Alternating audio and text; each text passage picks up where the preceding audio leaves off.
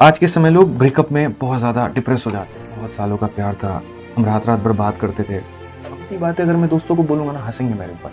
क्या लड़की के चक्कर में ऐसा हो रखा है? तुम्हारी जीवन की वैल्यू सिर्फ इतनी है कि वो तुम्हारा हाँ बोल दे मेरे भाई। आज मैं सबसे ज़्यादा देख रहा हूँ यार, लोग इससे परेशान हैं और इससे बच्चा नहीं, भारत का मतलब बहुत एक बड़ा तबका है, ठीक है, जो प्यार में अनसक्सेसफुल होने के कारण अपने ज़िंदगी को ख़त्म करने के तलाश पे है। मैं आपको छोटी-छोटी बातें बताता हूँ और मैं आज आपको मतलब अंदर की बातें बता रहा हूँ। मैं स्कूल में जब मैं पढ़ाई करता था, छठी क्लास की मैं अपनी बात बता रहा हूँ और मैं संजीवनी स्कूल से मैंने पढ़ाई की।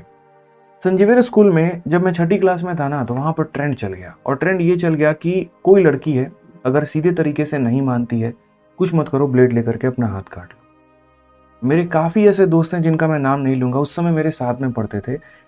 टीचर पढ़ा रहा है सामने, वो ब्लेड लेकर के आए हैं और नहीं मिलता तो जो शार्पनर होता था उसके ब्लेड निकाल करके वो यहाँ पर कट लगाते थे।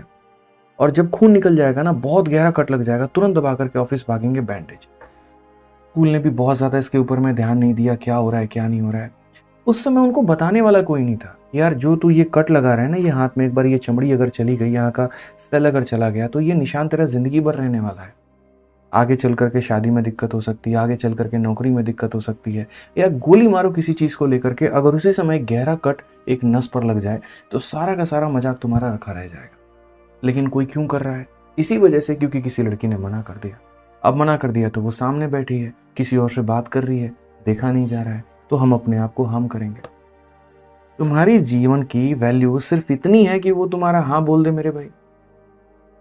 चलो मानो आज के समय लोग ब्रेकअप में बहुत ज़्यादा डिप्रेस हो जाते हैं कि बहुत सालों का प्यार था, हम रात रात भर बात करते थे, हम घूमने जाते थे, हम साथ में एंजॉय करते थे। मैं उस पल को भूल नहीं पा रहा हूँ जब मैंने उसका हाथ किसी और के हाथ में देखा, जब मैं उस पल को भूल नहीं पा रहा हूँ कि उसके फ़ोन में मैंने किसी और के मैसेजेस देखे। मुझे हमेशा लगता था कि जितना ट्रांसपेरेंट इस रिलेशनशिप में मैं हूँ, उतनी ही ट्रांसपेरेंट उस रिलेशनशिप में वो भी है। और एक दिन पता चलता है कि जस्ट वो चीट कर रहा है, पीछे चीट कर रहा है। तो इंसान को पता है दुःख कब होता है? दुःख तब होता है जब उसको एक वक़्त वो पता चल रही होती हैं चीज़ें। और जब पता चलता है तो एक-एक चीज़ मल्टीप्लाई होती जाती है। अच्छा ये था, ये था, ये था, ये था। फिर ऐसा लगता है बस के आगे आ जाएँ, ट्रेन के आगे आ जाएँ। मतलब जिए नहीं, उस थॉट के साथ में सोए नहीं। ऐसा सिचुएशन हो जाता है जहाँ पर इंसान नशा करना शुरू कर देता है। ऐसा पल हो जाता है जहाँ पर उसको लगता है कि यार मैं किससे शेयर करूँ? ये एक ऐसी बात है, अगर मैं दोस्तों को बोलूँगा ना, हँसेंगे मेरे ऊपर। क्या लड़की के चक्कर में ऐसा हो रखा है? ये होती है मेरे भाई, लेकिन बैठ करके समझाने वाला कोई नहीं है। क्योंकि यार उसका प्यार गया है, उसको चीटेड महसूस हो रहा है, उसके इमोशंस के साथ में खिलवाड़ हुआ है। वो नहीं है औरों की तरह स्ट्रांग, वो नहीं है तुम्हारी तरह स्ट्रांग, नहीं है भाई। उसने एक चीज़ को मान लिया, उसका लगाव हो गया। एक बच्चा भी अगर एक खिलौने को खेलना कई दिनों के साथ में सीख जाता है ना, तो उसके लिए सब कुछ हो जाता है। एक आपके घर में एक छोटा-सा पेट आ जाए ना, अगर एक कुत्ता का बच्चा आ जाता है या कोई भी आ जाता है ना, आप उसके साथ में कुछ दिनों में इतना अटैच हो जाते हो, फिर भी तो यार हमारी अटैचमेंट एक इंसान के साथ में होती है। जिसके साथ हम रहें, जिसके साथ में हम घूमें, जिसके साथ में अच्छा पल बिताएँ, और पता चलता है कि जब वो इंसान किसी और के साथ में है, किसी और के हाथ में हाथ डाल करके वो घूम रहा है, और जब वो सीन हम देखते हैं, हमारे नज़रों से नहीं उतर पाता है। बेशक ये बात मैं आपकी मानता हूँ, लेकिन इसका मतलब ये नहीं है कि वो ज़िंदगी का अंत है। कई लोग बोलेंगे करियर से जवाब देना उसको। अरे उसको जवाब ही क्यों देना है? कुछ चीज़ें क्या हम ज़िंदगी में लेट गो नहीं कर सकते क्या? बताओ यहाँ पर, क्या हम लेट गो नहीं कर सकते हैं? क्या हम जाने नहीं दे सकते हैं? क्या हम छोड़ नहीं सकते हैं? अरे जा रहा है तो जाओ यार, तुम्हारी किस्मत तुम लेकर के गए।